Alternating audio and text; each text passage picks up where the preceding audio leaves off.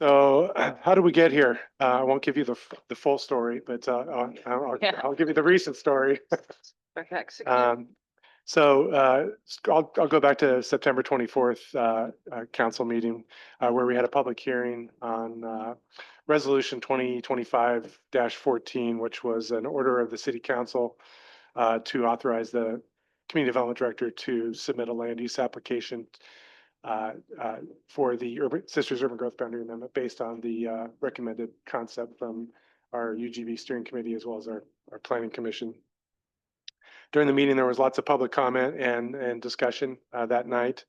There was, I think, a sentiment among some that based on the public comment, that there was interest in potentially adding or considering MMV parcels to the mix. There was a sentiment among some that potentially MMV could deliver housing quicker than some of the parcels in Concept AA.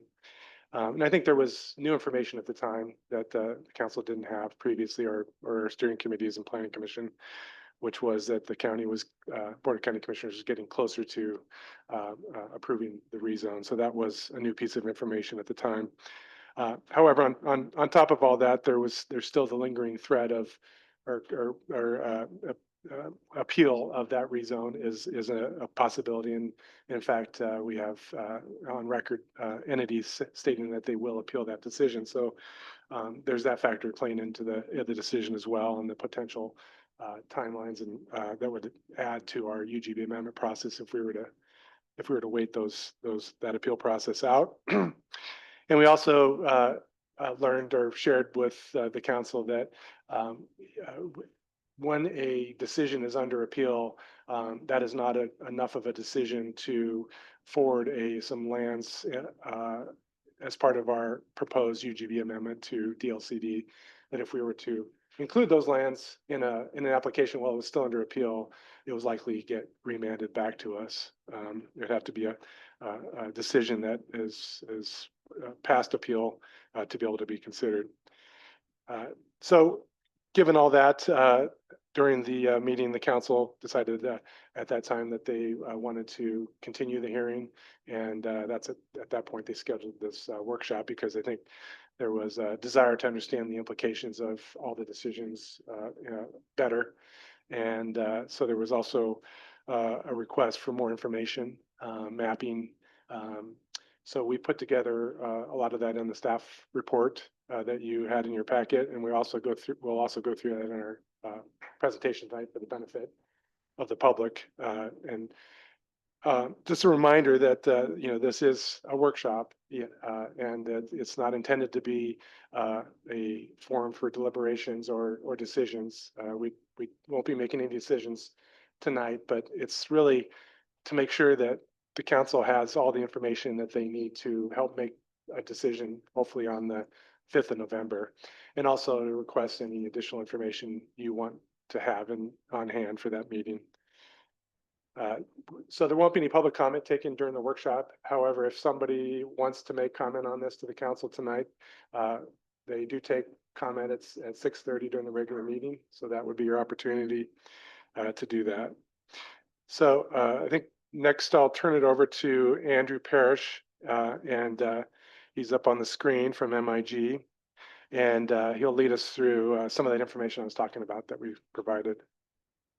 All right. Good evening. Hopefully you can hear me okay in the room there. Yep. All right. I'm going to go over a few maps and some additional kind of analysis that we've done per the state rules, just to kind of inform the discussion here. And we'll pause at a couple of points along the way for discussion. And so we'll start with, this was the UGB Steering Committee Preferred Concept, also called Concept A.A. It's about 314 gross acres, just over 200 net acres of developable land. It includes land along Highway 126 on the south there. It includes land north of Barclay near Sisters Eagle Airport, and it includes property along the Indian Ford Creek and Wychus Creek. And you'll see Sisters City Hall there is a big kind of star in the middle, just to get your bearings a bit there. Next slide. So we were asked at the last meeting a number of questions sort of related to how developable is this land, and there were some specific requests for showing maps that overlay a couple of things onto these properties. So we've made some maps to get that information in front of you. So these are the CCNRs, the conditions, covenants, and restrictions on some of these subdivisions in the rural area outside of the City of Sisters. Crosswind Landings is one of them, and Barclay Meadows First Edition is another. And we call these restrictive CCNRs because they have restrictions on the books that say you can't do things like add multifamily housing or further subdivide these properties. And so addressing those CCNRs is likely going to need to be part of future kind of annexation work and agreements and so on. Per DLCD, the existence of restrictive CCNRs isn't a sufficient reason to just take stuff off the table and say it's not developable and will never develop in the planning horizon here. So we've gone back and forth with DLCD a number of times about that, but that's their kind of stated position there. Next slide. So we were also asked to show which properties have, like where the properties are that have written letters that say we're really not interested in developing. So the tax lots on the screen here, the Davis and Leavitt properties are shown in red. They're in that Barclay Meadows First Edition area. And again, per DLCD, property owners don't necessarily have to agree to be part of the urban growth boundary. Annexation policy, et cetera, is a separate issue. But as far as where the UGB line is, property owner interest is just one kind of piece of it, but not an overriding factor. Next slide. Also on the point of development readiness, proximity to existing infrastructure and transportation access is of course a major factor. So we made a few maps at various points throughout this process that show distance from existing water and sewer infrastructure, and that's what's shown in these colors here. So the kind of, I'm not sure how it's showing up on your screen, but sort of the palest line is 100 feet from existing water and sewer lines. 500 feet is a light blue color, and 1,000 feet is about that dark blue color there. So there is water and sewer that kind of runs along the existing urban growth boundary for the most of this section here, and potential access points are drawn on here as places where street stubs go to the urban growth boundary, and there isn't like an immediate home or property that's in the way there. The access point along Highway 126 is something that we've had initial discussions with ODOT about, and kind of what their spacing standards would be should the urban growth boundary be extended to that area. And that's kind of a whole process in and of itself, but we've just drawn it at the outskirts of the concept AA boundary here. Next slide. So we did do a similar look at the McKinsey Meadows Village properties just to see, just to show their proximity to water and sewer and access points in the form of streets that currently stub to the property. And those are shown here. So again, water and sewer is available just on the south side of the urban growth boundary line. And so the property is adjacent to water and sewer there, and there are two potential access points here. And I believe we've had some initial discussions about property access and emergency fire access, and that's kind of an issue that's being discussed in a couple of venues here. And I don't know, Scott, if you want to say anything further about that at this point.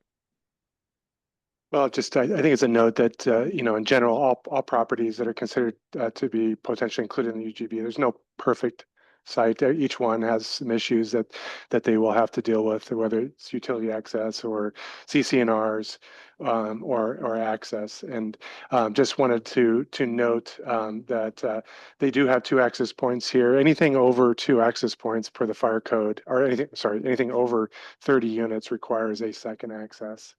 And they do have 2 access points, but there's also an additional requirement that those access points be greater than half of the diagonal. Like if you were to draw a diagonal line from the farthest points, that second access has to be separated by more than that half of that diagonal. And the thinking there is that if one of those access points is taken out for fire or something like that, that other one is sufficiently separated and could function as that secondary access.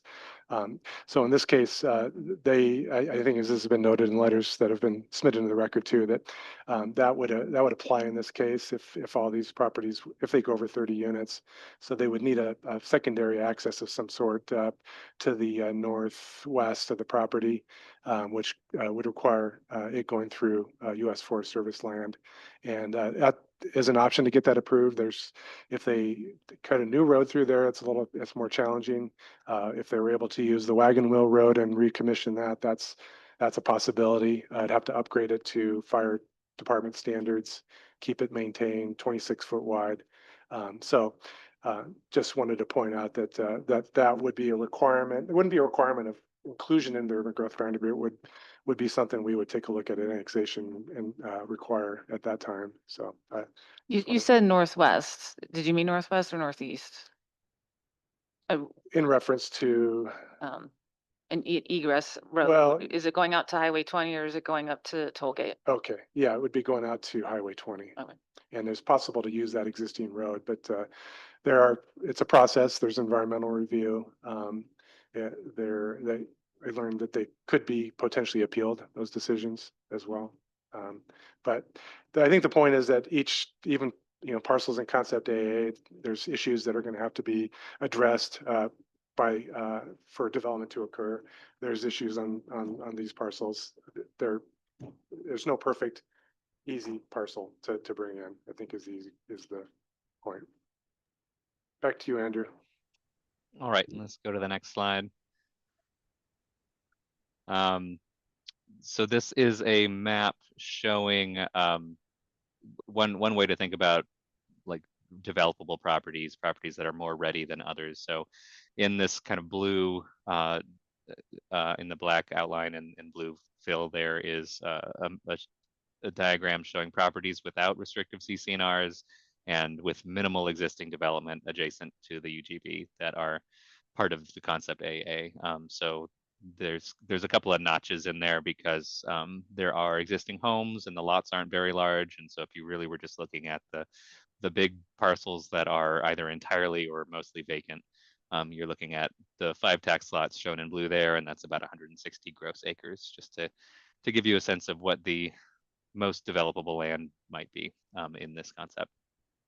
Next slide. So we'll pause here on any of that material, and I can answer any questions or support any discussion at this point, but we'll have some more to talk through in a moment.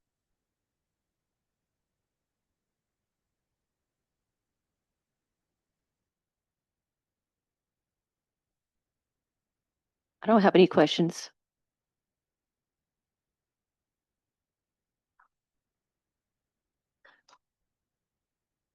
I just wanted to clarify about the Forest Service potential exit off of what is now portrayed on a lot of maps as wagon wheel.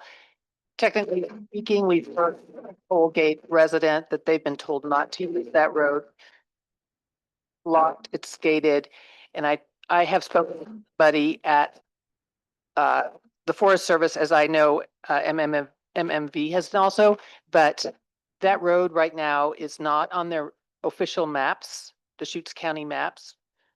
It has a number, but it's been decommissioned in some formal way. So the point of all that is it would be a long process. If in fact, it could be somehow brought back to life and brought up to code, and it's not a guarantee. It's my understanding. Thanks.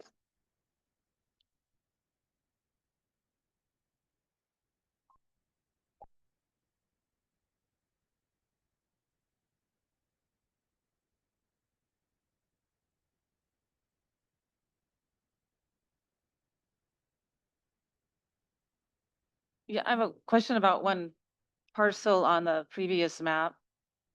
Developable lands. Yeah. What else is- how do I explain this?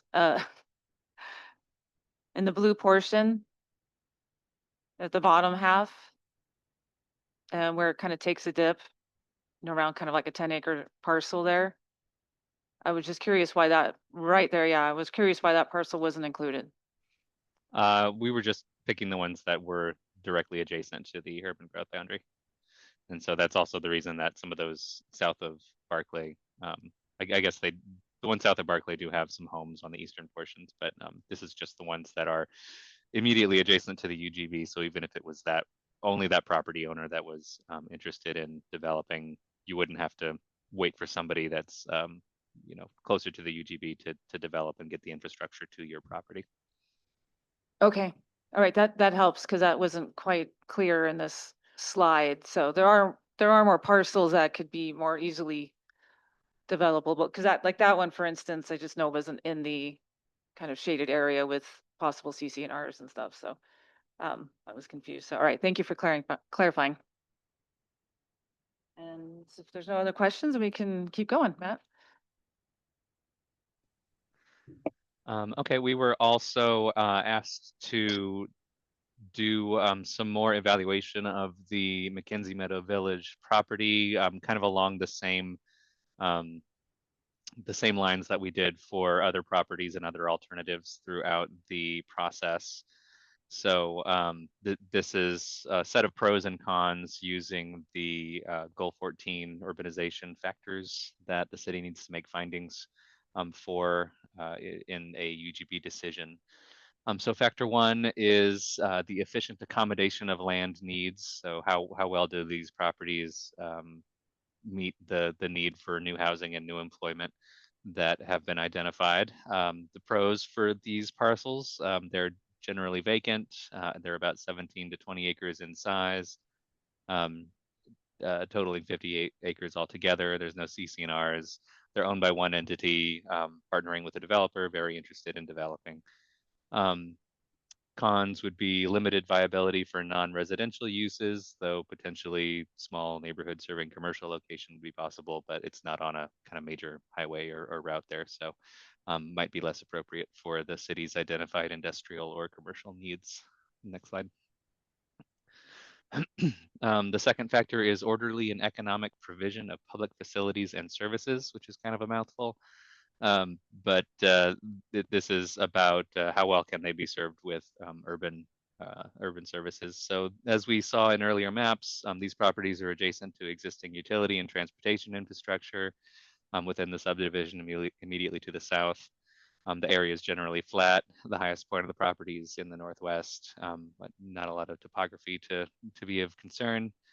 And cons would be transportation issues that we kind of hinted at before. So there's been preliminary discussions with City of Sisters Transportation Engineering and DLCD indicating potential issues with traffic impacts to adjacent city streets and getting an access to Highway 20 for a urban kind of collector or local level street would require a state land use exception, which is kind of a big lift. And U.S. Forest Service approval would be required for that emergency access to Highway 20, likely. The next slide. Factor three is ESEE consequences, and that stands for economic, social, energy, and environmental.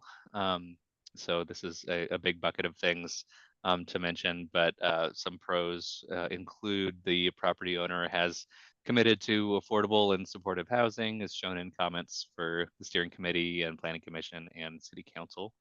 The stated commitment to the riparian buffer areas as part of the county rezone process would be kind of an environmental plus. The land is close to Sisters School District facilities, so residents could potentially walk to school. The land's not in a mapped water quality area, and it's not in a Oregon Department of Fish and Wildlife priority wildlife connectivity area. So those are all pros. Cons, things that we've heard in various venues. So there's an intermittent creek in the area. There is a riparian area. Rare flowers might be impacted even with a buffer that was put on as a county condition. Tree removal would be required to some extent for development, and properties not adjacent to downtown, not very walkable to downtown compared to some others. Next slide. The fourth factor is farm and forest compatibility.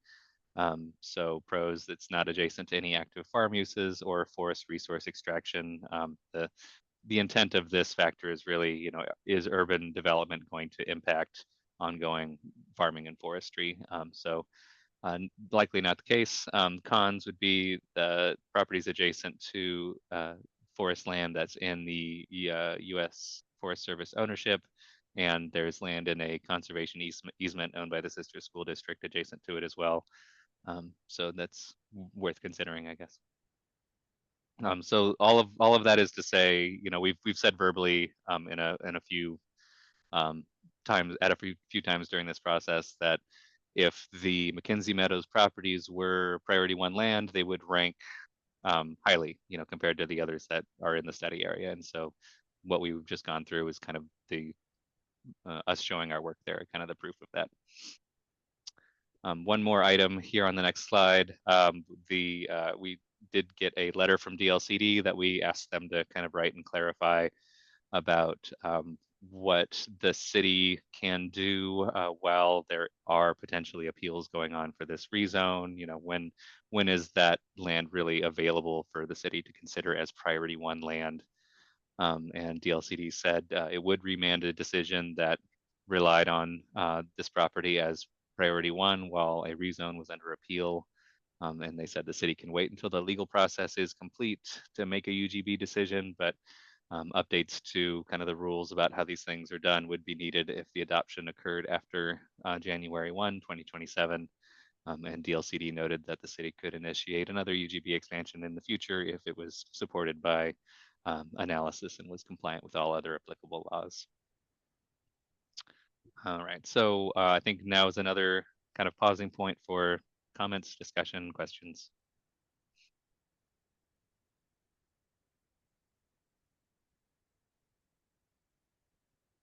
Okay, I have a question, and I'd like to, if I could ask to have this just explained maybe in different words, because I'm not quite following, and I'm on factor 2, orderly and economic provision, etc. Under the cons, the piece where it says the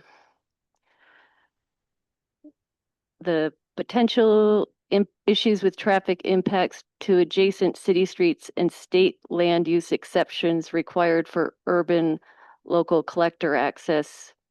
So there's seems to be 2 issues within that sentence.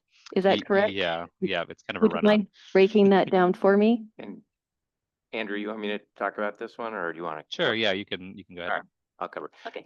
So as Andrew said, we had some initial conversations with the city's transportation engineer as well as representatives from ODOT.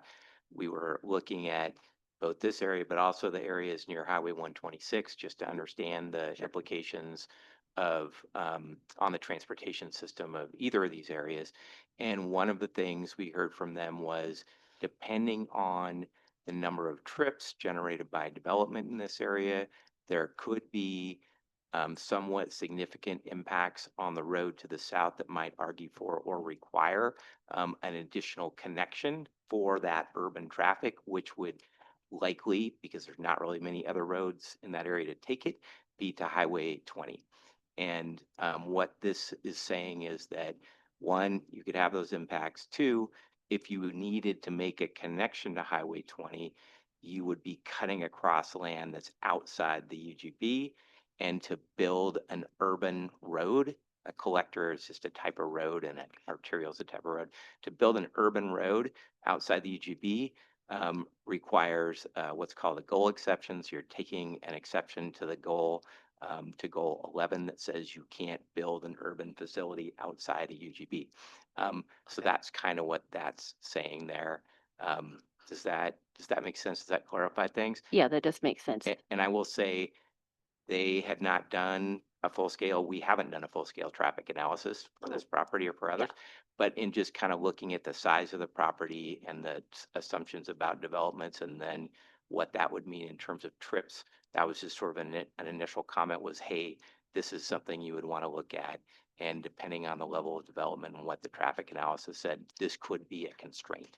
And so that's Okay. why we listed it under the No, I columns. appreciate that. I just wanted to make sure I understood it correctly. Yeah, totally. Yeah, Thank yeah, you. yeah, Can I ask for a clarification on, even on Sure. what you just stated? absolutely. And I think this is more for other people than for me itself, but when you're talking about development and traffic from development, you're not talking about the construction process and construction traffic. Right. You're talking about the development itself and the people that'll Exactly. house those buildings. I Exactly. think The- that that's easy to, Yeah. to get conflated on occasion. Yeah, that's a really good point. Thank you. Whenever, you're talking about the need for a facility or additional facilities, it's to serve the development that occurs. There are also going to be impacts of construction, and that's sort of a whole other thing. But those are not long-term, those are shorter term. Yeah, temporary impacts. Yeah, good point. Matt, just for the benefit of everybody, would you clarify whether a secondary, like a gated emergency access would require an exception to that? Yeah, I don't believe that would require an exception to the goal, because that's not an urban facility. That's, basically taking a facility that's kind of potentially taking a facility or building a road that's just for emergency access. It's not meant to have a bunch of trips on it. It's just allow people to get out to the highway. I don't know that, we haven't asked like, GLCD that question, but that's my understanding. Thanks. And for my clarification, in looking at the map overhead, we're talking about National Forest Development Road 2000-031. The wagon wheel road that we're referring to. That's what it was once numbered. yes. Yeah. And it's still referred to in correspondence. And that's what we talked about as the potential emergency access. Yeah, and where, if there was to be an urban collector road or something, we don't know where that would be. And to put an urban collector road across and to tie it into railway, perhaps by the Grandview or something like that, would require to eliminate the need to go onto Highway 20 would still require that urban Yeah, if you're- road development thing that you were if- just talking about. Yeah, if you're building it outside, whether it goes on a Highway 20 or some other road, Yeah. if you're building I it was just thinking outside the the urban ODOT growth, piece more than urban growth anything else, boundary, yeah. it's still an issue. Yep, thank you. And putting it onto Highway 20 is just, then you've got to kind of deal with, the impact of trips, but you'd have the impact of trips, you'd have the same issue down on 126, so.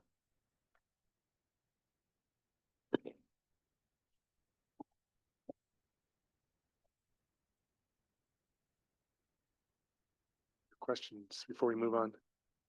No, okay.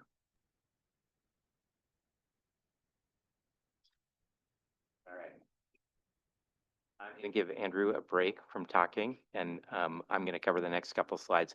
So the other request, I think, from y'all was just to talk a little bit more about what some of the timelines might look like associated with different actions that council could potentially take. So there's sort of three different scenarios I'm going to talk about, and I'm going to talk about what those timelines might look like. Also, what kind of things could be done kind of in the interim within some of these timelines. So this first timeline is, you move forward, council moves forward and approves resolution 2025-15 as is. So that would assume, that potentially happens, as soon as November 5th.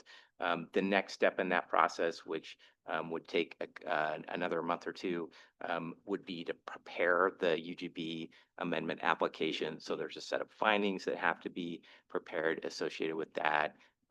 That work's already started because we can do at least some of that work before we know exactly where the boundary is, because it kind of relies on a lot of the work we've already done. But it's still going to take some time to finish that up. So there's preparing it, there's coordinating with the county and the city about when those hearings, work sessions and hearings are going to take place. There's, so we'd assume, a couple months to get the application ready, submitting it in January. And then it's going to take some time both to coordinate and set up and get that on people's calendars or groups' calendars and then conduct those hearings. So we've plugged in, the assumption of about 5 months for that process. Well, about 6 months sort of through July 2026 to get to actual, completion of adoption hearings. There are some things we can be doing in that time period as well. It's not just, doesn't have to be just conducting hearings. So one, we've talked previously about an area planning process for the proposed UGB expansion areas. We've done some work on that in terms of describing that process and thinking about how that process might work. And there's more work we can do in terms of getting that ready to be up and running, once the adoption hearings are finished. So there's sort of that work. There's also just working with you all on any updates to policies related to annexation. What are you going to require associated with annexation for those properties and those applicants? And again, we've done a little bit of preliminary work in terms of discussing potential infrastructure needs with city staff and others, but we can be doing some more work on that as well. In terms of, we have a sense of what's the relative citywide treatment capacity for water and wastewater, but not what's the conveyance. Where did some of the bigger pipes have to go to get water from your treatment facility up to these areas and wastewater down to your treatment facility? So there's some work we can start doing on that. And then ultimately you'll need to update some of your infrastructure master plans, water, wastewater, sewer, and transportation system plan, that's TSP.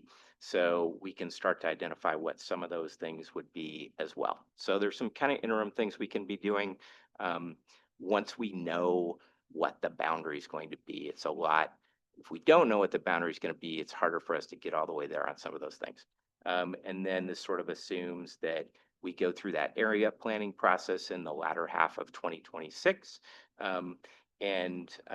Then that sort of sets the sideboards for what types of development is assumed to occur where, what are some of the major road connections and other infrastructure that's needed in the UGB expansion area, or kind of the portions of it that are expected to develop soonest.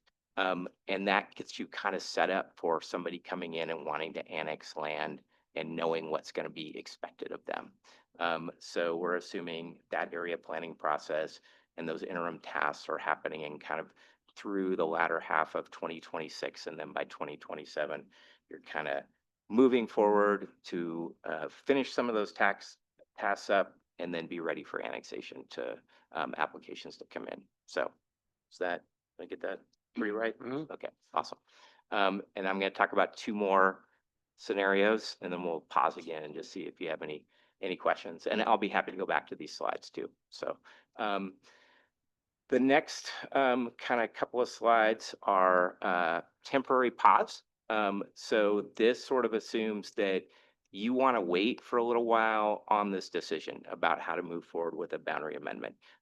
We have, and so we think, if you want to wait, and the intent to wait, we assume would be if you felt comfortable in about April of including McKenzie Meadows Village in a UGB expansion area. You're kind of waiting to see what happens with a potential appeal.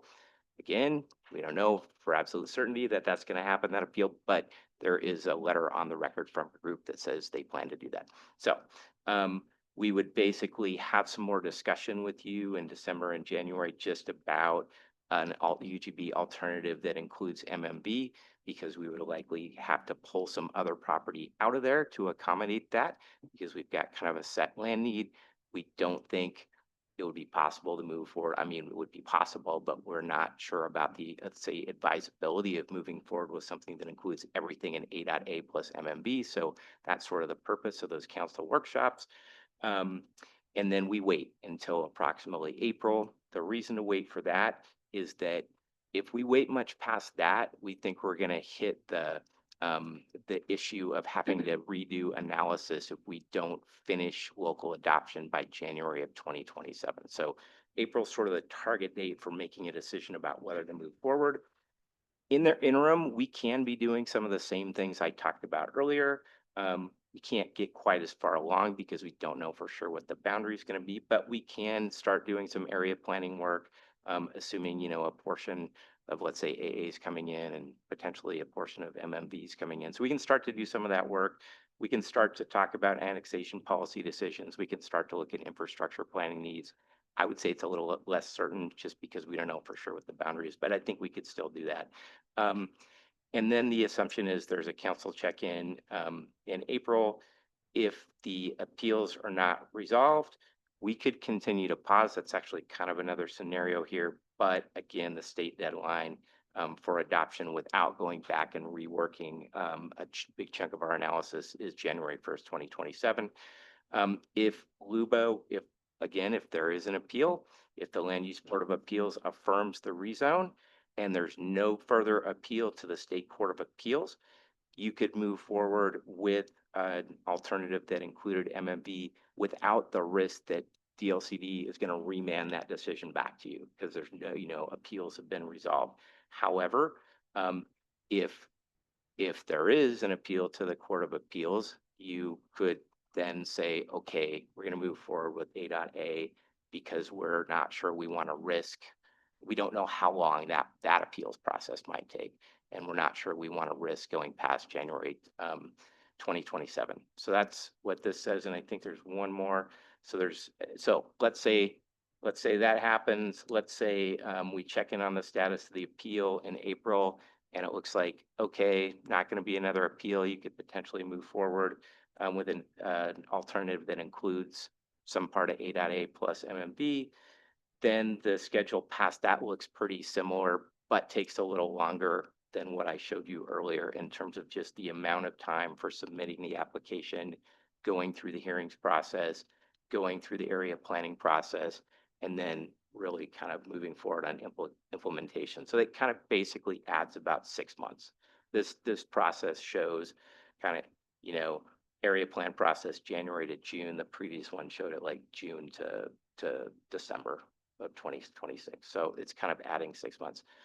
Whoops, sorry. So I got one more. This is the sort of pause as long as it takes to get through an appeals process. Again, this is all assuming there is one. We didn't identify specific dates here because we don't know what those look like. So we just kind of identified the timeframes. The timeframes look pretty similar to what we showed earlier in terms of the number of months that each of these steps would take. Again, we can be doing some of this interim planning work while we're kind of waiting, but it also would require us, if we miss that January 1st, 2027 state deadline, that is going to add some additional time for new analysis moving forward, and a certain amount of cost to do that work. So that was a lot of talking on timelines, but I wanted to try to explain it as best I could. And we'll now pause again, see if you have questions. This question may be a Go little back. early in the process, but what impact does urban reserve, does some of the lands as urban reserve in either one of the two, or assuming that you mash the two together somehow, impact the DLCD, whatever it is, NOPQRSTU state agent? I know, sorry about that. Department of Land Conservation and Development, since I didn't spell that one out earlier. Really good question. I will say we have had, and I'm going to take a shot at this, and then I'm going to get Scott to correct me, or maybe Jordan or somebody else. So I'll take a quick shot at it. We've had a little bit of discussion about, about designating urban reserves. And for folks who don't know what an urban reserve is identified as a longer term future area to accommodate growth. So it's sort of once you've used up or dug into your supply of land for the next 20 years, the next place you look for additional land is an urban reserve. So urban reserves also have to be established and adopted through a local legislative process. That also goes up to the Department of Land Conservation and Development for their review. And they don't have to approve things, but they have to not remand them back to you or oppose them, essentially. So there is a process for that. I don't know, because we haven't looked into just exactly how much time or effort that would take. It's hard for me to say, how much longer would it be before we could put that kind of process in place? I would say it would probably be pretty tough to do it in this next couple months, but maybe in the next 6 months, it could be a potentially separate action. The urban reserves would need to be area that's outside, you'd want to establish them as areas outside what your proposed UGB would be. I think the benefit of having an urban reserve for any jurisdiction that has one is you've identified next time you go through a UGB expansion process, which you do not have to wait 20 years to do. You could do that, frankly, at any time you were able to justify the need for additional land. That's the first priority of land you look at. Before you even look at exceptional lands, you first look in the urban reserve. So if you wanted to go through some process like that and establish those, then that kind of sets that area up for it's the next area, the highest priority area to look at for bringing in. And it sort of works the same way as right now, since you don't have urban reserves and you look at exception areas, you got to exhaust the supply in the exception area, or in this case, in the urban reserve before you go to the next area. So if you need 40 acres and you got 60 acres in an urban reserve, then that's what you take, go and look at all the other areas. And the reason for the question is, some aspects of AA are going to be more difficult to develop than others. Yet it is, I think, a good way to grow and a good way to go. That might be areas that if you include some or all of MMV or part of MMV might also be looked at this way as urban reserve, knowing that you need to stay within that number of acres, but you don't want to give up the work that's been done. That seems to me to be a solution, not a solution, but a strategy to utilize with it. So I think if we choose, should this group choose, I have no idea if they will, to go with one of the scenarios you showed where there's a pause, part of that discussion for me would need to be where does an urban reserve fit into this and what would it look like, especially if we looked at AA and looked at the most developable land in AA, some of which has been shown to us in some documents submitted by developers recently. And in my mind, tried to solve two problems that I have, the schism of development and where that development should occur, and what are the best scenarios for the city in the long run, not necessarily for a developer or for me, but for the city and the city's residents and those residents that I'm most concerned about serving. Yeah, and the only thing I would add to that, I think really good points. The only thing I would add is that when you pursue a UGB amendment, you need to bring in enough land to meet the needs that we've identified. So you wouldn't necessarily want to bring in less land in AA or whatever alternative you were pursuing and put that in an urban reserve unless you've got some land somewhere else that you're putting in. So, yeah.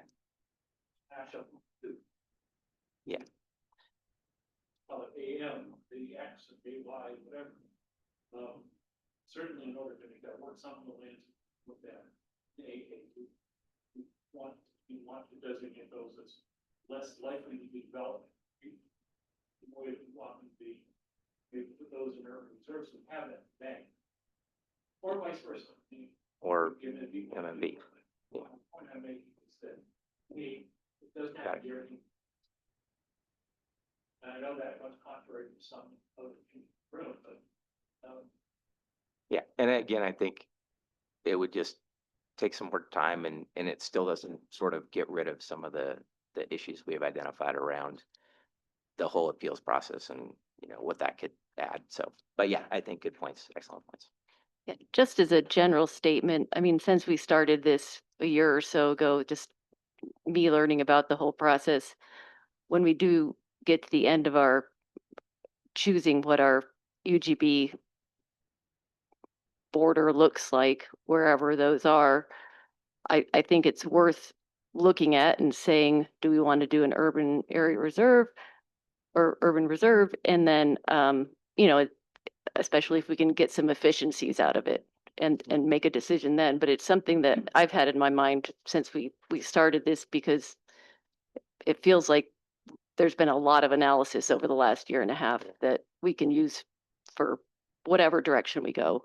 Yeah, I think really good point. And not a ton of communities have actually established urban reserves. I mean, City of Redmond has, City of Bend had something that they sort of called an urban reserve, but it wasn't actually. City of Grants Pass has them, and the Portland metro area has them, and I'm not sure which other ones have them, but there's just not a ton. So that's the other thing that makes it a little harder to say, oh, it'll take exactly this long and entail this. But yeah, good points. I have a follow-up question to the urban area reserve. When you consider where urban area reserve lands are, is this property, especially MMV zoned, to be able to establish that before other exception lands? Or is it the same process where it has to be through all the appeals and things like that before it could be considered? That, That's that my I, question. that I don't know. So there's gonna be, that's a great question. Because you're just bumping up against the same problem. Yeah, yeah. I think you are. I think you do have to consider the same priority Right, one. okay. 2, Yeah, I 3. think, well, and I think the question is, would DLCD remand it, right? Because you For the could, same issue. for the same reason, yeah, Yeah. that it's part of an appeal. So that's a great question. I My, think. my second we'd have to question ask. is, we've also had this other way to get a smaller urban growth boundary in through, House Bill, I forget the name of the bill. 15. Senate Bill. 5037. 15. But similar to Gary's concerns, is that something that, we can do if the AA option was the option that was chosen to go forward without MMB? Would that be something we can do?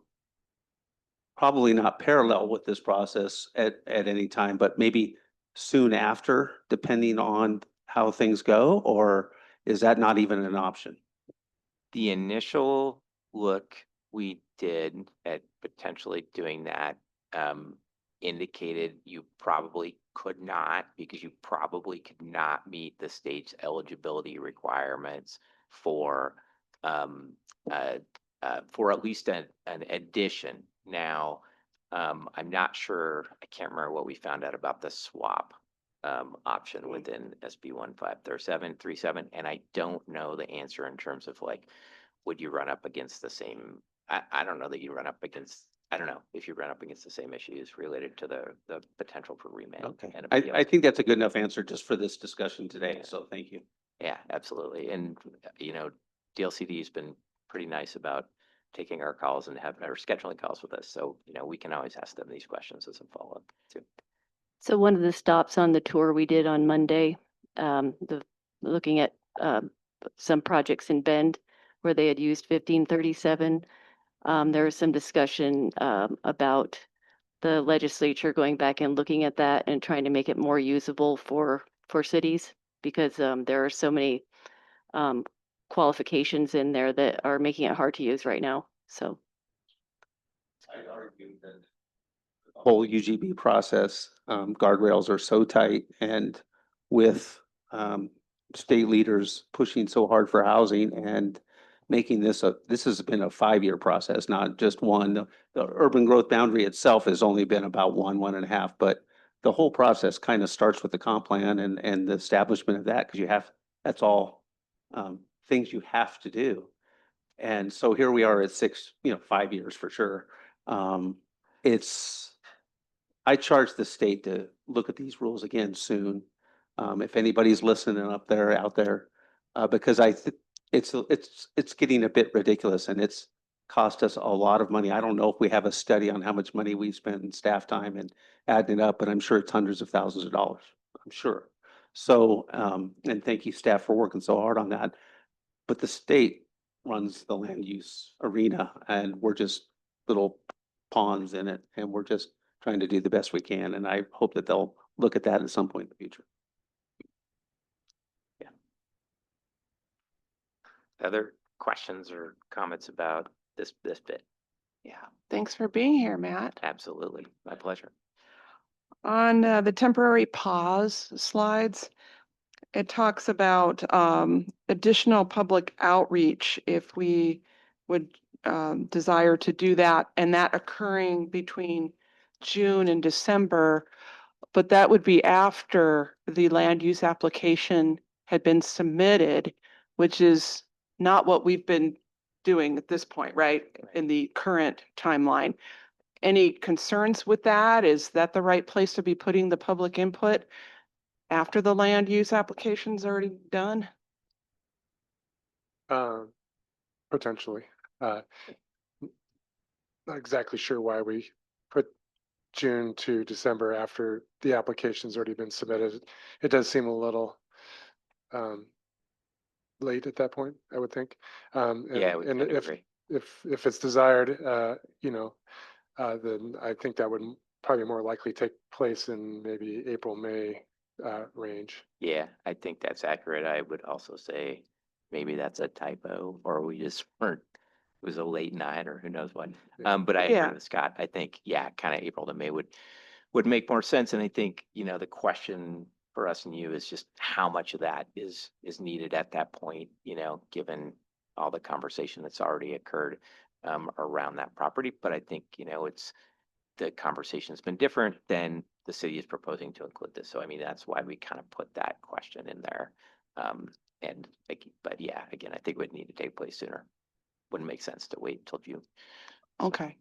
And then the city council and county hearings, can those coincide, or is it typically you get through the city ones first and then you follow with the county? You can do joint hearings, and the county has done those. County has done those with other cities in the past. So those can be either individual or joint, and it just kind of depends on what kind of process you work out with the county. I worked on a UGB amendment over in the city of Redmond that included joint hearings. There was a joint hearing with the two planning commissions, and there was subsequently a joint hearing with the two with the board and then the city council in that case. So yeah, those can be conducted as joint hearings.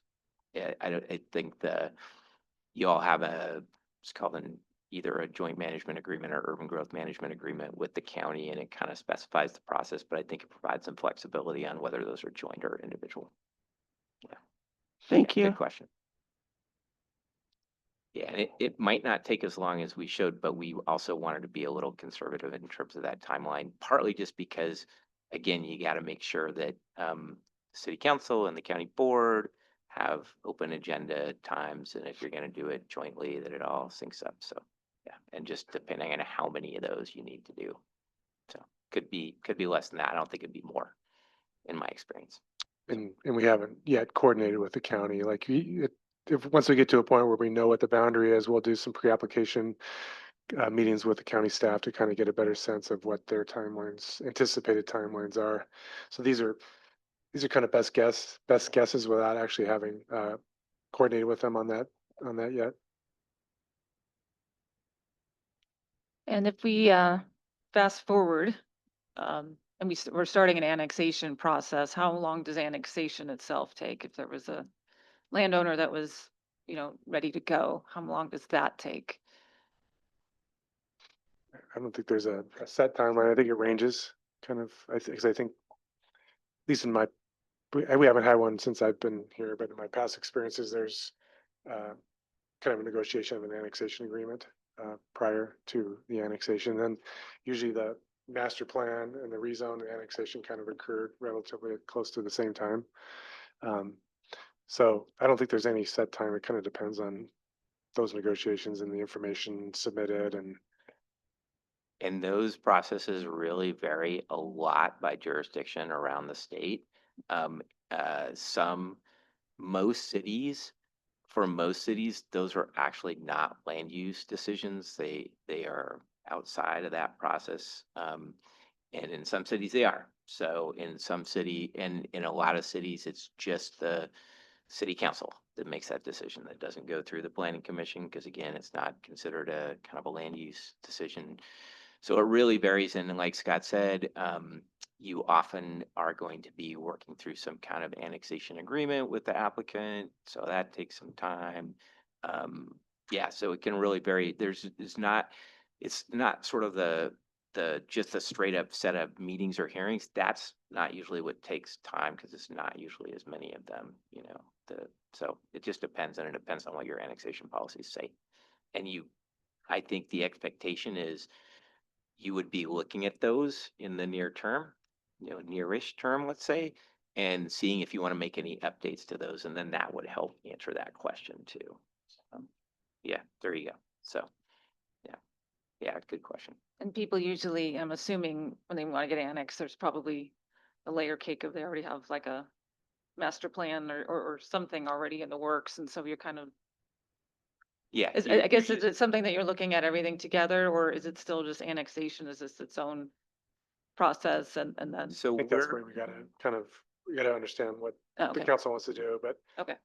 I'll just draw on my experience is that usually a council will want to know what it's annexing.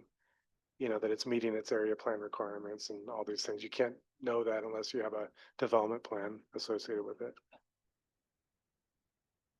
Yeah, and again, the point of the area planning would be to start to identify the things that are going to be important to lay out in the annexation agreement as well. You know, what kind of land, housing versus commercial industrial is intended to be located in what place? What are the major roadways that are going to need to be built? What are the major other infrastructure improvements that are going to be needed? And that would be needed in any of these areas, you know, so that's, yeah. And are there going to be, when City of Bend went through its UGB amendment process, they also established some fairly specific comprehensive plan policies for the different expansion areas. And those did outline some of the things I just talked about. What are the improvements needed? How much land is going to be set aside for housing versus employment, et cetera. So that's the other thing to sort of think about.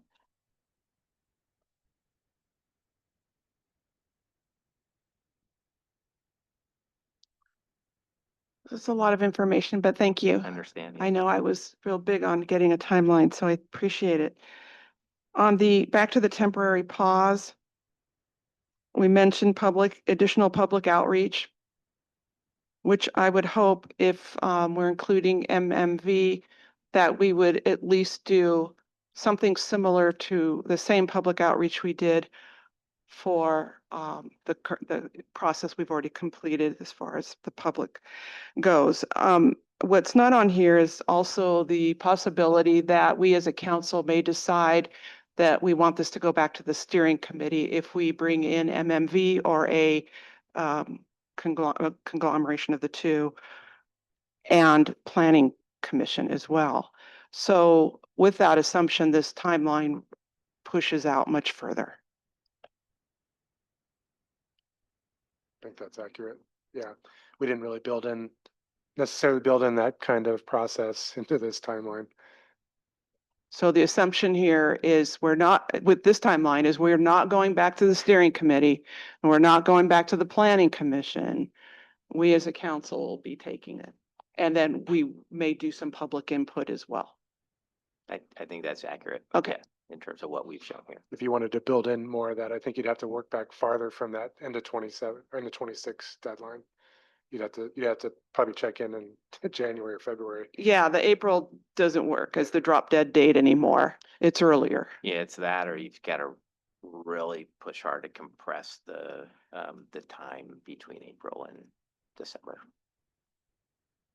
One of the two.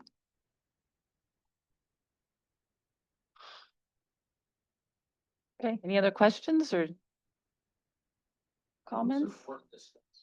This was, I think it, yes, that's it. That's what we I'd had like for to you. bring up one thing.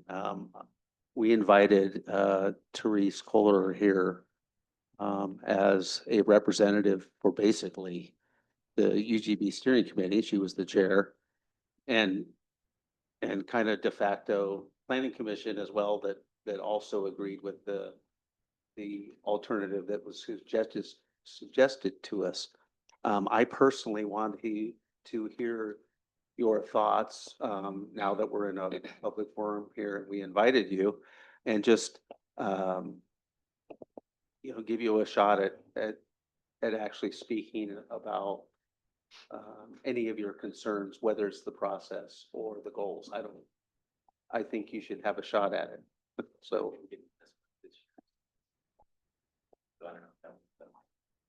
Mike.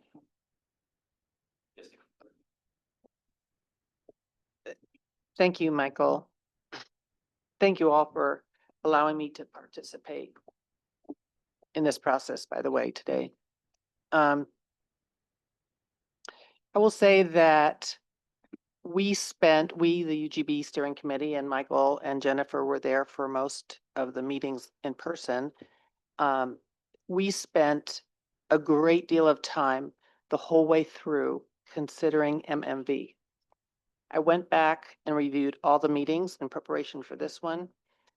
We spoke at length about MMV and received public feedback about MMV in the public comment time and in letters throughout the process, with the exception of the very last meeting, when we had come to the determination that we were going to leave MMV off the table completely and just focus on concept A, it was called then, and refine that. So we went through listening to all sorts of opinions and information about traffic issues, fire exit issues, environmental issues, quality of life issues for the neighborhood over there. Whether or not it's just maybe a reasonable thing to consider that last time the property owners of MMV, who I respect very much, and this is just reporting facts to you, they got the shot at the 2005 UGB expansion. They got to develop what we know of as MMV and Cold Springs over those years. So John Tehan and people over on the east side did not. And big picture, stand back, you know, maybe it's time for more development on the east side this time. Then also issues were brought up by people on our committee and not about walkability and about just balancing out more traffic access to that side of town instead of having things so bottled up on the current roundabout. So those were some of the issues, and we discussed them at great length. And so we very thoughtfully had multiple votes and came to the conclusion that we wanted to go with what we now know as Concept AA, which is focused on the east side in the Barclay area. We had very detailed conversations about which parcels, but I think in general, the committee came to an agreement that what we ended up with was a good compromise that didn't take away the possibility of getting to 126, for example, allowed for the possibility of some development right next to the airport, which would probably be light industrial. And also in hearing from other people, like we had ex officio members talking, the concept of affordable housing and who can really provide that came up multiple times. And what we learned, and you know, I will say for myself too, I learned a lot over the months hearing things.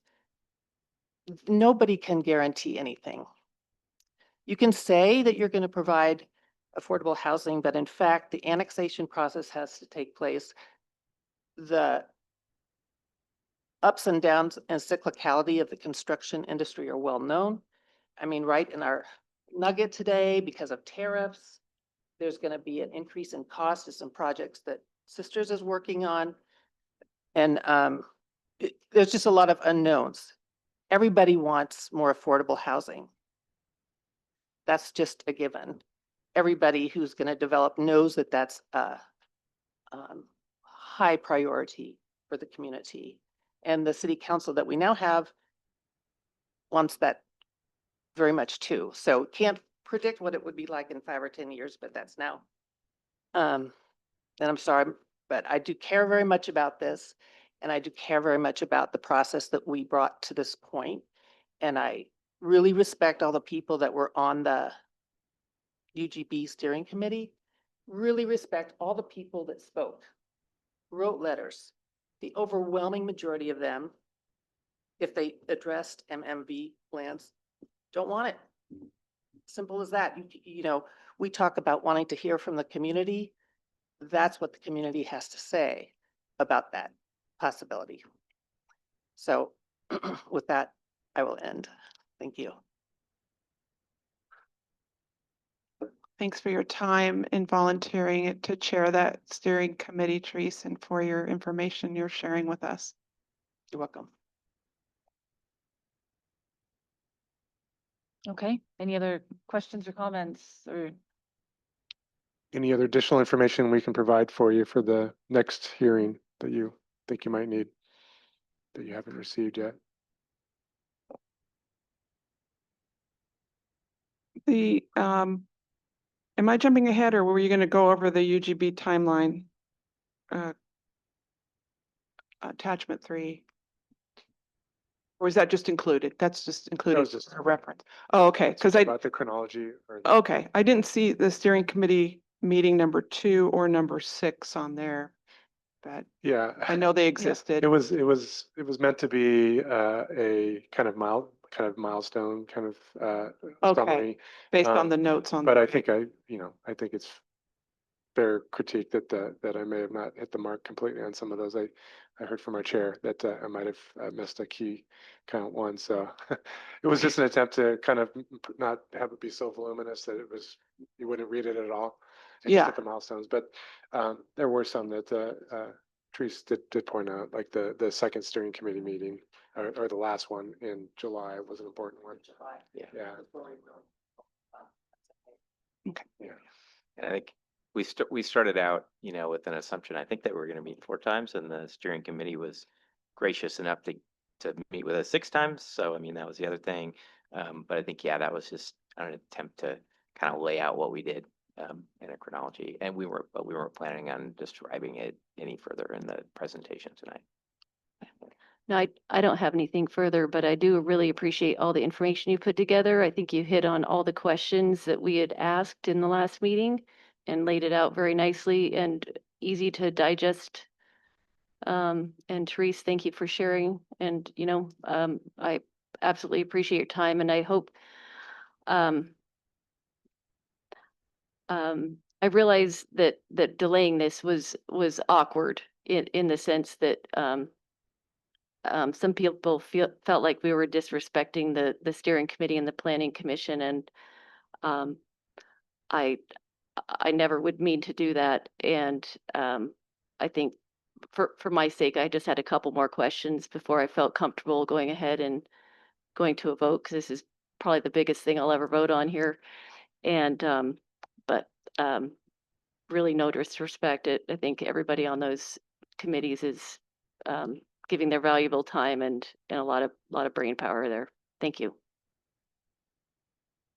Anything else? Oh, go ahead, please. In answer to your question, what else might we need? I'd like to at least, you could do it in a report or something like that, a little bit more information about how those urban reserves work and how they might work. Yeah. That certainly would be a factor in some of the things that I'm thinking about. Yeah, we can describe that. Yeah, as a follow-up to this meeting. Just a general question on the Portland State University population forecasts that were used, that was published June 2022. Do you know when the next scheduled forecast is going to happen? So they do them in batches for different parts of the state. And so I'm going to apologize because it's a sort of complicated question in that every 3 years they go back and redo the ones for that part of the state. And so for this analysis, we used those along with the information from the city's housing needs analysis. If we were to, and so I believe those are being, if they haven't recently just been updated, they're being updated now. But if we had kind of set this sort of as a point in time. We don't want to go back and look at the next set of projections because then we've got to redo the analysis. And then the other complicating factor is kind of what we've been saying about that January 2027 date. So the state has now gone through this process of developing the Oregon Housing Needs Assessment model and process. They're adopting rules for that like right now. They're in that, they've gone through that rulemaking process and they're in the adoption process. And so as of January 2027, any process that moves forward after that will need to abide by the owner rules and also use the ONA projections. They have already done a first round of ONA projections this past year. I don't know offhand how often those get updated. I think right now our assumption is that like if we were to kind of go past January 2027, then we'd be using the most recently adopted ONA projections, which again, I think were adopted about a year ago. OHNA, yeah, Oregon Housing Needs yeah, Oregon Housing Needs Assessment. Yeah, ONA. Yeah, so that's why it's, yeah, those PSU projections might be about to be updated, but we'd end up using the ONA projections if we were moving forward. And those might not incorporate the most recent PSU projections because of just the weird timelines of when all this stuff is happening. It's that, yeah, apologies for that being complicated. I mean, it's not my fault, but No, apologies that Thank you it for is. explaining. Thank Yeah. you. All right. Any other comments or questions? I think, yeah, I think we can all agree this was well worth the time for us, I think. And, you know, I know it was a lot of extra work for staff and Matt and Andrew, and so we really appreciate that. And thank you, Therese, for participating this time as well. So, with that, I think we're done with this topic. And oh, sorry. Yeah, thank you very much. Thanks for the feedback. Thanks, Andrew. Thank you, Andrew. Thanks, Andrew. And then next up, I think Lieutenant Davis available? Okay. We will do a Deschutes County Sheriff's Office update when can get the chairs and mics rearranged.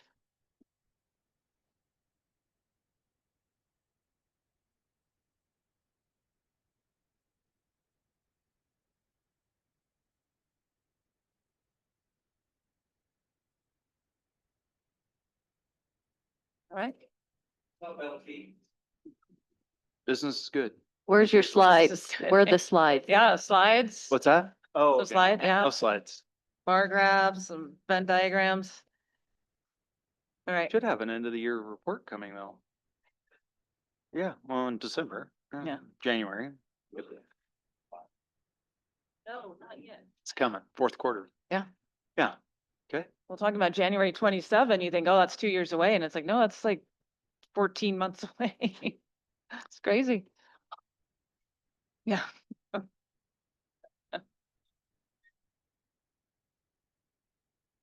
Okay, so last month was probably our busiest month, at least looking back, definitely over the last year, if not in quite a while. As far as arrests go, 24 arrests, a lot of crime case reports, and some decent traffic numbers. Don't really know what to attribute that to, but it was a very busy month.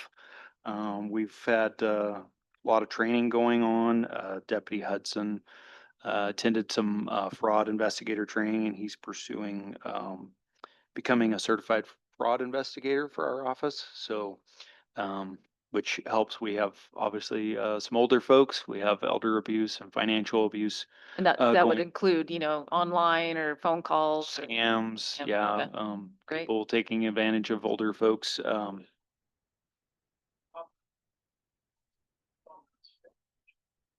Yeah. Yes, all the scams, including, suspects that are known to victims, family members, and take advantage of folks that are elderly. And then Deputy Pearson recently became a certified firearms instructor. So definitely our city sisters deputies are contributing department-wide to the betterment of our deputies involved in training. On the community event side, we'll be attending the trunk or treat next Friday at Halloween for Village Green. So we'll be there participating. So yes, so Yeah. I already have a costume. I'll let you guess what it looks like. Same every day. So I think you and the fire department should switch uniforms. Yeah.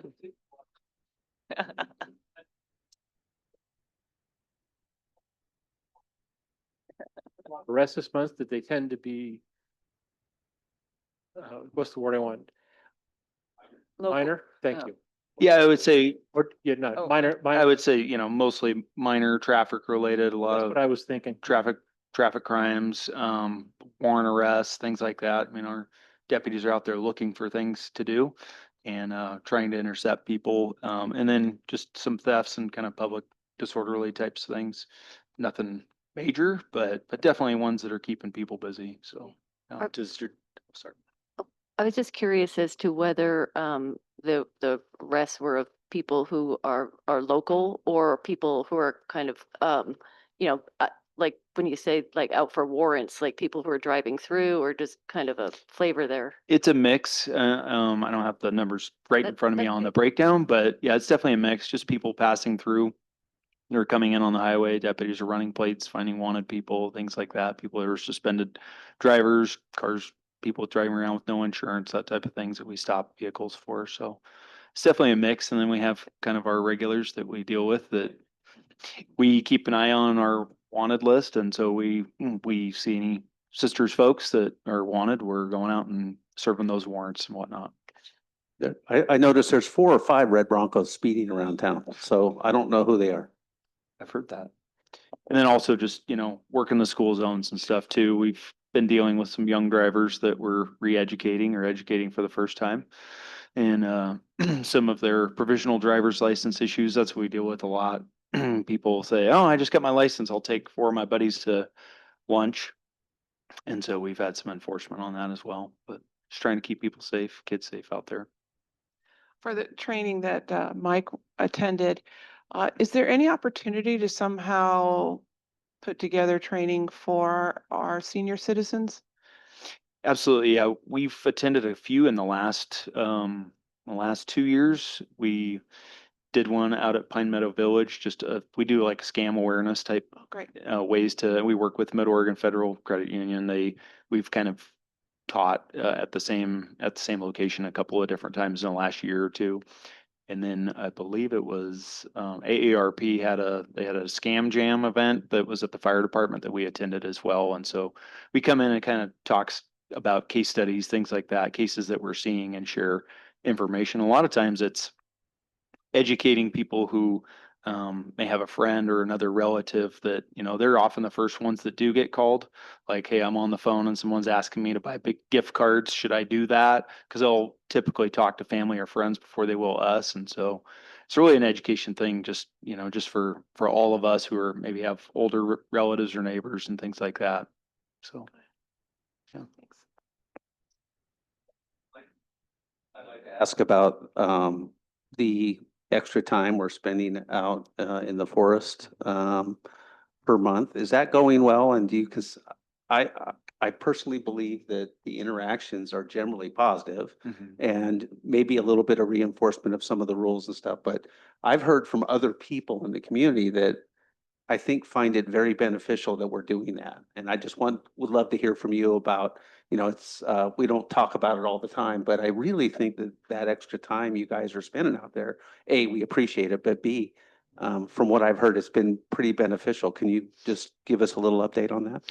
Yeah, one of the important things is just keeping apprised as to who is here, because quite often cases that occur in the city lead back out to where the people happen to live. Not that all those folks are committing the crimes, but sometimes they do. And so just keeping apprised as to who is in what camp and where they're located, because they do kind of even migrate out in the forest to different camps. And so that's the big thing, is just trying to be proactive and figure out who is out there.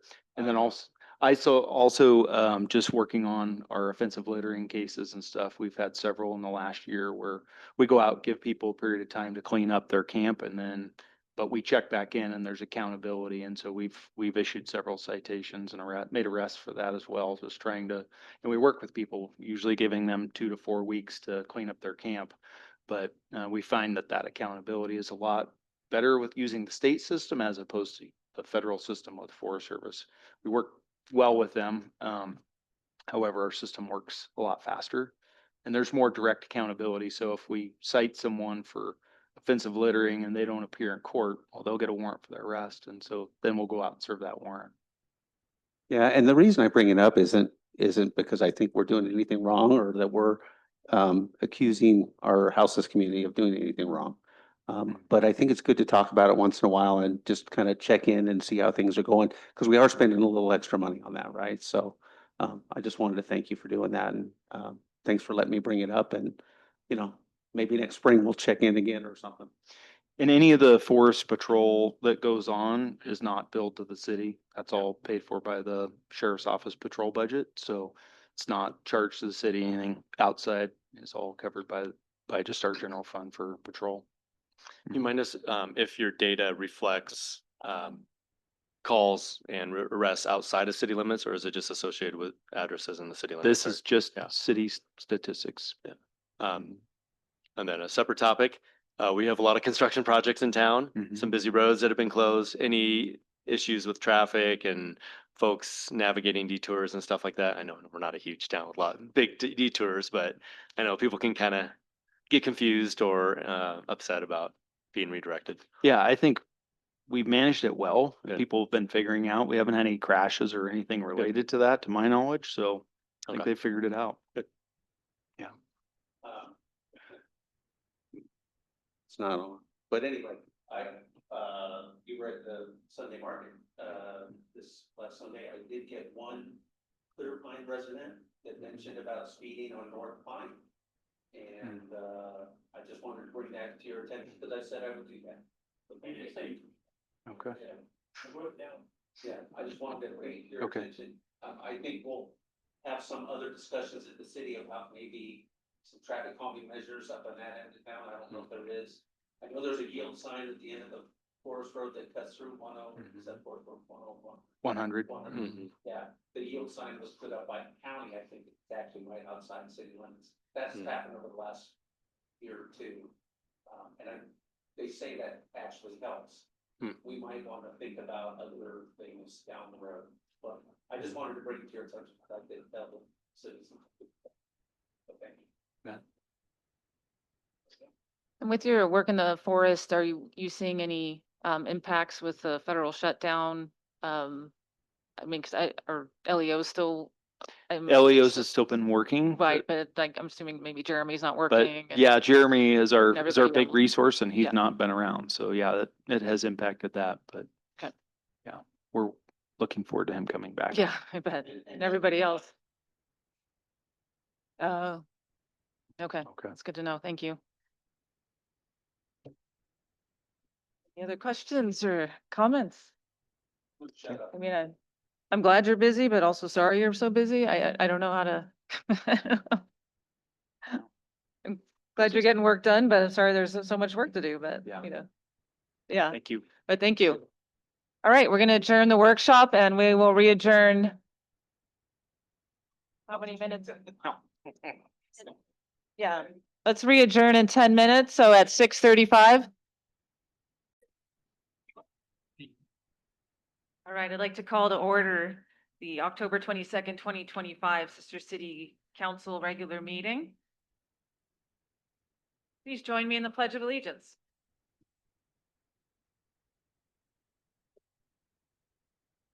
I pledge allegiance to the flag of the United States of America and to the republic for which it stands, one nation, under God, indivisible, liberty and justice for all. Okay, roll call, please. Mayor Letts, Here. Council President McDougall, Here. Councilor Predin, I'm here in name only. Councilor Ross, Yep. Councilor Pellerin. Here.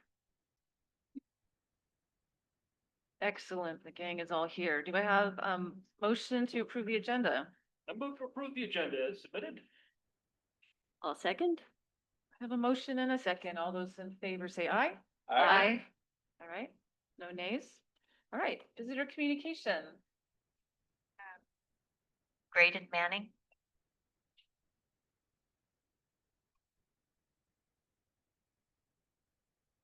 And when you come to visitor communication, please state your name and your address. Thank you very much, council members. My name is Graydon Manning, 1506 Bend, Oregon, 1506 First Street, Bend, Oregon. I'm here tonight to discuss with you a project that we've been working on, CS Construction, in partnership with Brooks Resources. It's 75 acres of land that believe you've all received the site plan and narrative describing the merits of the project and highlighting some of the components that we'd like you guys to pay attention to as you're making decisions. Our team is dedicated to providing affordable housing, to providing open space, and to generally meeting the goals of the UGB expansion that you all have laid out, that the steering committee has laid out, that the planning commission has laid out. Our hope is that we take a much more active process in this role in the coming months. We've been providing some documentation, and at this point, we have a group of savvy and aware landowners that we've been working with to develop the plans in front of you. It is definitely not the case that these sites have a lack of development potential. They're great development sites, in our opinion. They're great development sites to provide a range of housing options from rental, affordable homeownership, workforce housing, and market rate housing as well. And so we definitely push back on any indication that these sites are a lack of development potential. And our hope is to be available to you all, available to the community in general over the course of the next couple months, to be a resource and to hopefully be a bridge and a communicator between interests. There are conflicting interests. I'm not going to get into them. You all know them better than I do at this point, but there may have to be some solutions and some workouts between parties, and we feel that we can probably help in that regard. So thank you very much for your time, and we'll look forward to continuing working with you all. Thank you, Greg. Kevin Eckert,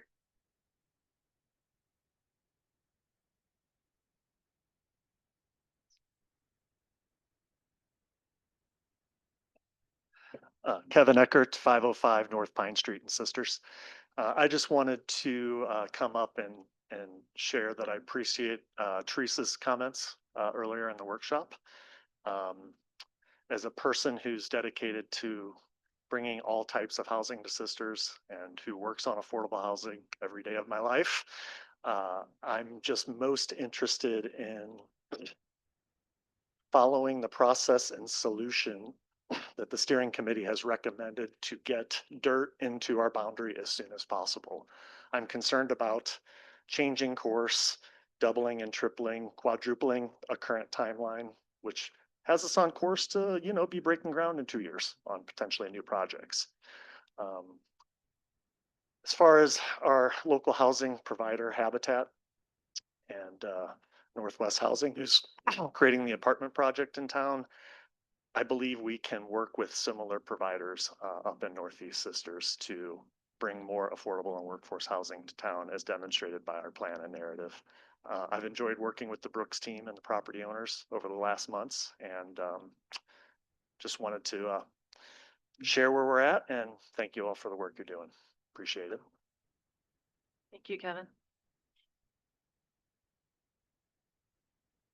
those on Zoom who wish to participate in visitor communication, please raise your hand.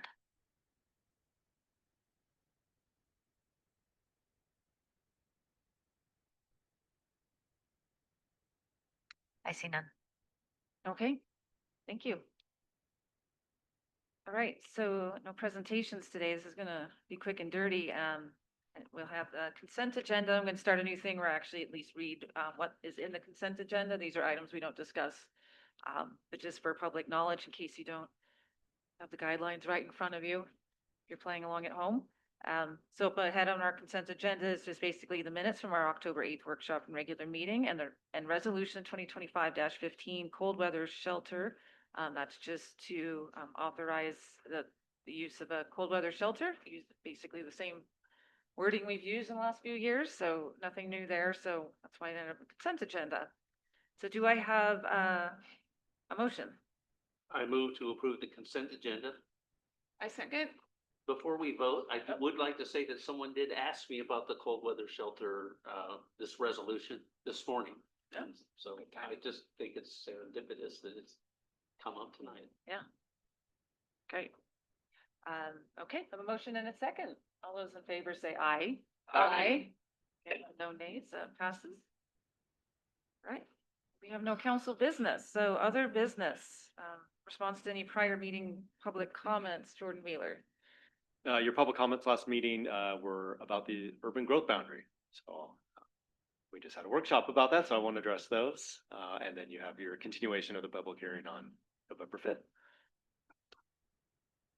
Okay.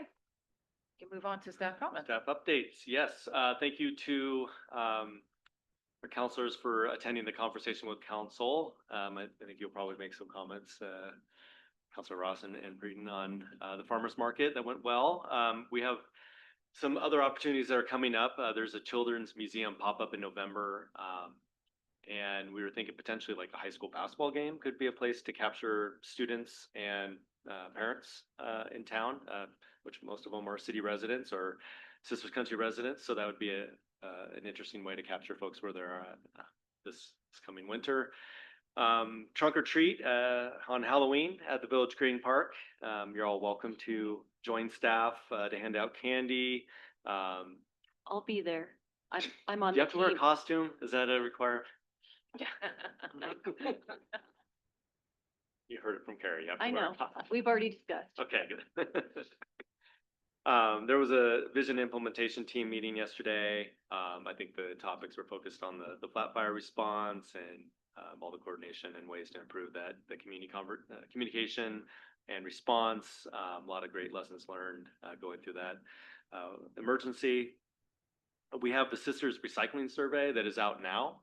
It's about the Sisters Recycling Center and other services like glass at the curbside, asking a handful of questions about interest in the costs and interest in potentially recycling additional materials at the Northwest Transfer Station, as well as maybe here in city limits. So that's out now. We have about 400 responses already. Just sending that out through our contacts, water bill and newsletter contacts.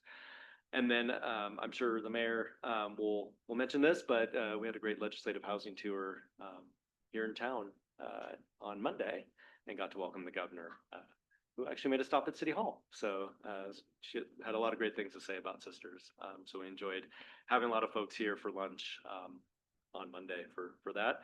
And actually pertinent to your earlier conversation about the urban growth boundary and Senate Bill 1537, that was there was a lot of comments about the criteria in a bill for the one-time expansion of UGBs and other housing legislation that could help facilitate cities to build more affordable housing, infrastructure costs, things like that. So there's been progress in recent years. The governor obviously is interested in building more housing, so I think she's very receptive to hearing that kind of feedback.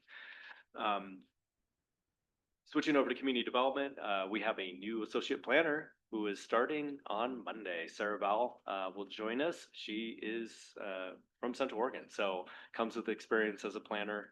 So we're excited that she could probably hit the ground running on day one. So looking forward to adding capacity back to the planning department. Last night here in this room, we had the Northwest Park Community Open House Forum. I think there was like 33 people that were in attendance, and there was a presentation, review of the different concept plans and feedback on that. So the next step is they'll be going back to the Parks Advisory Board and then coming back to City Council in next month, I believe, with sort of the results of that outreach and some refinements to the concept plan. And so stay tuned for that. I think we're also looking to schedule a joint meeting with the Sisters Park and Recreation District Board, and we'll probably do that in November. Probably more like December, because I think we have another joint meeting with the County Board of Commissioners coming up in November. So I think we're gonna have you do a workshop on the refined preferred concept and then have the joint meeting with the SPRD board following that meeting. We have started up the wildfire mitigation group meetings. That started again this month, right? Last week? No, it was last week. A couple weeks ago. So we heard an update on the flat fire for takeaways. I think we shared that video with council. That's been going around the community as well, where they got some great footage of the flat fire response and talked a lot about the mitigation work they've been doing in Sisters Country and defensible spaces. And then we've been conducting some tours. They're doing some walking tours to look at downtown and fire resiliency opportunities. And I think we're scheduled to go on Monday again with a couple counselors. So we'll continue to have those conversations with our great fire folks.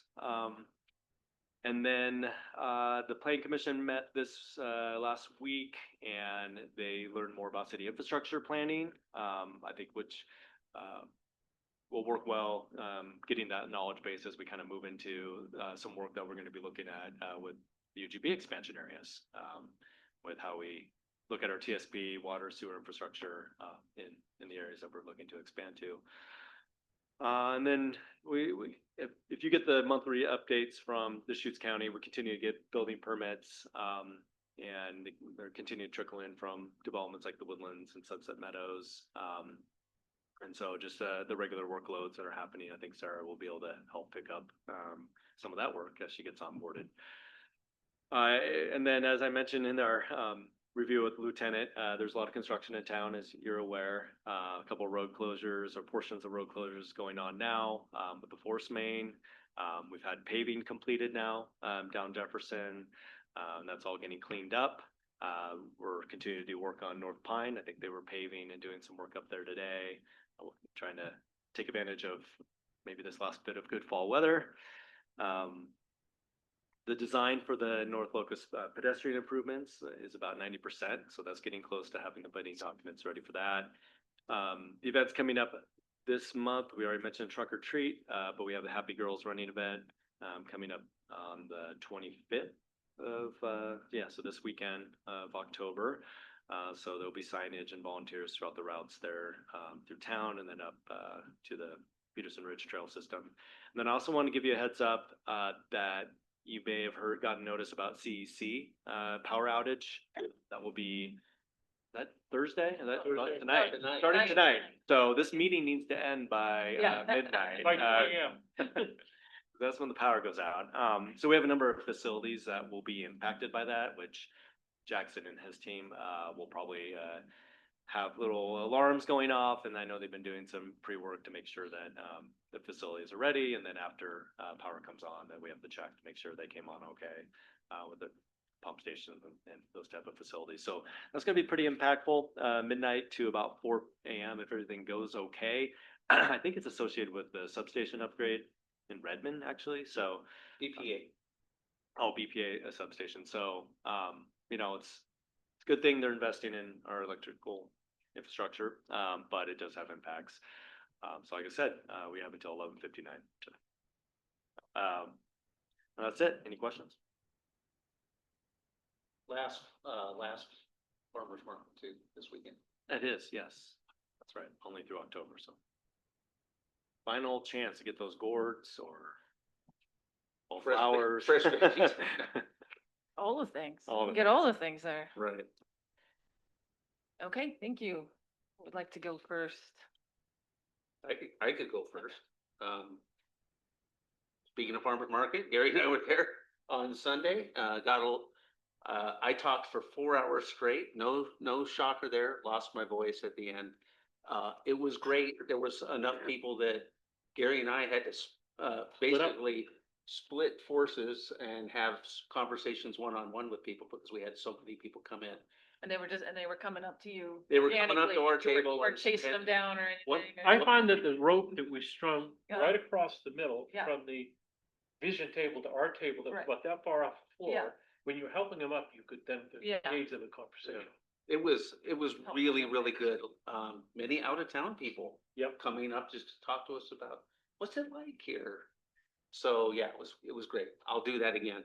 I'd like to congratulate the Outlaws girls volleyball 10-0, finishing up league play, I think. So I assume they're going to go to the playoffs and maybe do something great. So congratulations to the ladies Outlaws volleyball team. That's all I got. That's enough. Mine's really short. Yeah. Go ahead. I was gone the whole time Yeah. between the last meeting and now. But I did stay engaged as far as emails and so forth. And thank you, Gary, for attending on my behalf with the Urban Forestry Board. Appreciate that. I had to do it by Zoom. That's okay. Thank you for being there for Wasn't my them. plan, but. Yeah, yeah. So I really don't have anything to add. Thanks. Good segue.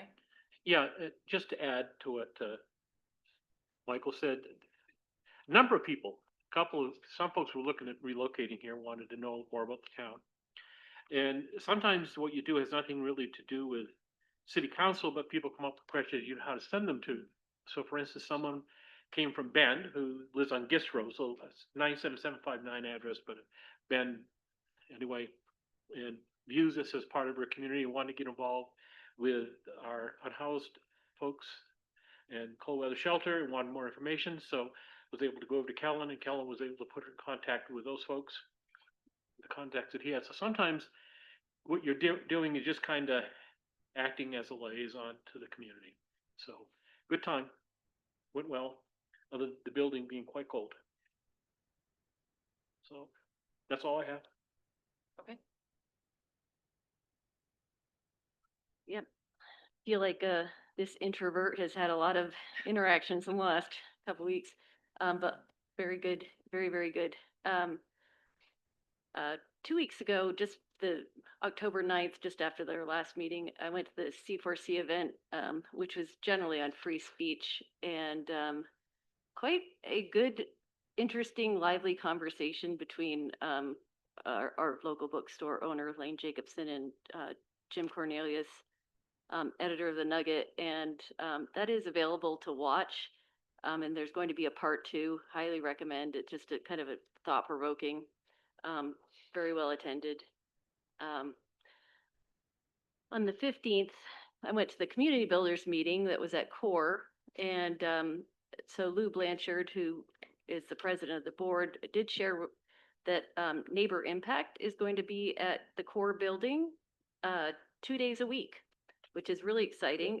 Neighbor Impact is one of my, longtime favorite, very versatile nonprofits, and I think that's a good location for them. The CORE building now has the food bank. It's not just a shelter, and so people are coming in that have a lot of different needs, and having more support available there, I think is going to be a really good thing. So just wanted to let you know about that. Then on the evening of the 15th, I attended the kickoff meeting of like the Firewise groups get together. And I was just curious as to how that would go. And I have to say, I definitely don't think it's something I need to attend again, or any of us in particular need to, but the woman who we've all heard of, who has the first IBHS certified home in the area or in the state, in the state, she is a fireball, and like, No pun seriously, intended. No pun intended. sorry. No wonder she's got one of those. Yeah, I know. This stuff comes out of my mouth just naturally. Anyway, she made it really clear that she wants to have the Firewise teams working together with the intent of, working toward keeping our entire community insurable and, of course, safe. So I see that going well, and that was one of our grantees this year, that having that group. So I think they've kicked that off and put it to good use. And then lastly, on Monday, I attended the legislative housing tour in the morning in Bend. I like doing stuff like this, not because I needed to be there, but I thought, well, maybe I'll learn something. And I did it. So, I know we're wary and sisters of looking to Bend because we don't want to become Bend, but they are one of the most working at the forefront of some of these testing new policies, and kind of just going and seeing how that's worked or has not worked. I think it's really valuable. Earlier we were talking about the Bill 1537, and there were developers there talking about the challenges that they'd had working with it, and then legislators there talking about how they really need to go back and look at the rules and say, how do we do this better, and make improvements. And it was actually a very positive day. We had the Habitat for Humanity groundbreaking ceremony, which right there, that's, you know, best part of the day. So that's all I've got. And an excellent job at that groundbreaking ceremony. Oh, thank you. My favorite thing, public speaking. Yes. You did a wonderful job. Oh, thank you. Yes, here. I also attended that tour, though it's only from the sisters portion of it. There's a luncheon and also the Habitat groundbreaking. So yeah, that was a great event. And it was just to clarify, the governor was there, but there was most of our local state representatives were there, and then there was other people kind of from the housing committee, so they were from other corners of the state. There was, one from the coast, and from Southern Oregon at least that I got to talk to. Probably a few more there I missed. Local electeds from Bend, there were housing of, Hayden Homes was kind of the force that put this tour together. So big thanks to them on making that happen. So I think, I heard from somebody afterwards that, there was, they were traveling on a bus a lot. So there was some good bus conversations going on about what people were seeing and hearing. And I had 5 minutes to speak at the lunch. And so I wanted to, it basically kind of, tell people two things. One was just kind of give them some stats about sisters, and that we, I think everybody is enjoys sisters, and it's always a word and a place that people have good thoughts and feelings about. And but I just want to make sure that we have this huge issue with housing like any other community. Kind of threw out those statistics around the massive percentage of people that commute into the city to work because they can't live here, afford to live here, or there just isn't housing available. So I think that was a number that really shocked a lot of people. And and just reminding people we want these people to be part of our community full time instead of just kind of 8 hours a day. So and then just kind of talk a little bit that we're just kind of in this UGB process, and affordable housing is top of our mission in this process. So those are kind of the main points. Also just reiterating, some thanks to state leadership around wildfire and the flat fire response as well. So but that all went well. And see, also last You week. did very well. Oh, Yeah. thank you. Yeah, I know Thank you. that was a big crowd. Yeah, and Jordan helped Oh, you did great. with some notes as well, so I really appreciate that.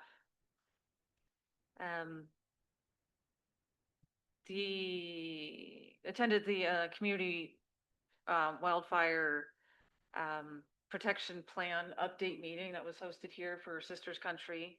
The county is the lead on that, so they're working on rewriting that, do that every few years. So that was a really interesting conversation with some different, with a variety of people at the table, and some issues around not necessarily in limits, but the fire chief from Cloverdale talked about some issues in regards to access issues in his district, especially with people these locking roads, sometimes putting gates on roads, and there's these kind of like private, public, there's a lot of interesting gray areas out there.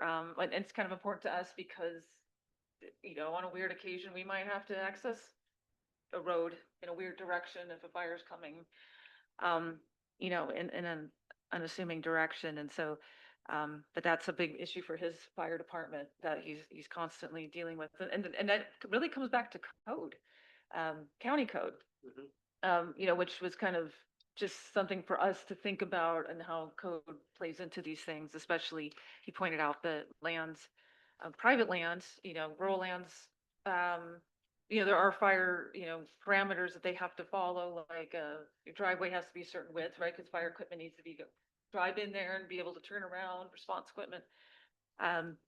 But those same rules do not apply to these quasi-county private roads. They do not have any of these rules. So, there are some roads out there that they don't feel necessarily safe if there isn't a gate, or they can get through the gate, they're not safe and they're not held to the same standard, so these kind of gaps in code. So I thought that was really interesting and just something to keep in the back of our minds. Same topic, I was invited to participate in Oregon State Fire Marshal's focus group on fire mitigation needs. They're getting some new dollars from some new revenue sources, hopefully a little bit more sustainable at the state level. So we're holding focus groups with different entities and groups of people. So just wanting to know what people were doing, what they needed money for, what's working, what's not working. So I was taking notes. There was 50 people on that call, and I was writing down notes of what people were doing in other places that were kind of great ideas. So a lot of work there, and hopefully we'll be able to see some more money, here in Sisters in the next 2 years. Attended the C4C event on free speech as well. That was really interesting. That was a first event I've been to in a long time where at least there was a wide diversity of age groups there, which was great to see. There was, maybe teens all the way up to, wherever we end up in our community here. So I appreciated that. I appreciated that, at least that diversity of the audience, and it was showing how many different age groups this is a concern. This isn't just, one demographic or one generation. And attended the Northwest Park Forum last night. I didn't ever get to go to the first open house, so I attended last night. So that was really interesting. Some good conversation and some interesting points people were bringing up. And attended the vision implementation team for the Sisters Country Vision this week. Again, it was kind of more of a recap of the flat fire. And kind of talking about a few other issues. It's a little bit of organic talk around the possibility of SNAP funds being coming to a screeching halt at the end of the month if the federal government does not open back up again. And so a little bit of organic, because of that room and different people, organizations, are already kind of, okay, well, I represent this group and we should talk to them and make sure, our food banks are prepared and, and who has extra food and how can we, I have extra food at my business. How do I get it there faster so that was nice to see people just kind of just take that topic and run with it. And then just a few media requests, mostly, had one on KTVZ's doing a story on Cascadia events, and just wanted to talk to us, and Jordan and I talked to them a little bit because people were evacuating from the valley. Sisters might be their first stop, and are we prepared for that? Will there be a lot of people, or will there be no people because there will be a landslide and they can't get through? We don't know, but Or we put up a gate. No. yeah, yes. I'm joking. We're gonna direct them all those county roads that are gated. Yeah. So, but that's it. All right, and that made for a quick meeting, but don't worry, counselors. Let's go home. But wait, there's more. Well, wait, there's more. We have one other meeting, and I need to read this. The city council will now meet in executive session pursuant to ORS 192.6602E to consider real property transactions. City council will not be returning to open session following the executive session. Only representatives of the news media and designated staff will be permitted to attend the executive session.